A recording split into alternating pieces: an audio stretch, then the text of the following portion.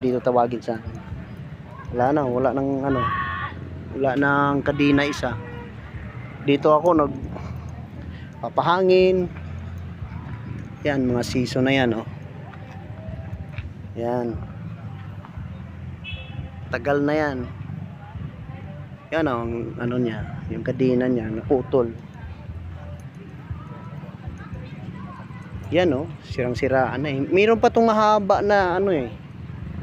Nawala na rin yung iba. Yan, mga season yan. Yan, walang sumasakay pero gumagalaw. Ganyan dito yan. Yung season na yan, walang sumasakay yan pero gumagalaw yan. May nakasaya na multo.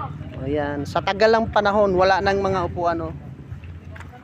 Ang anak ko naging 21 years na lang. Yung umuwi ako, kailan umuwi dito? 22, no? Umuwi ako ng 22 dito. Hindi ako nakapunta dito. Yan, oh, wala nang mga ano yan, guys. Yan, tagal na yan. Pag walang sumasakay yan, pero gumagalaw yan. Alam niyo na kung ano ibig sabihin yan. Yan. Ito yung, guys, ito yung nabali yung siko ko dito. Alam mo kung saan ang puno dito? Dito yung mga puno na yan, oh. Dito yan. Ha? Ito yun, sa may bato dito.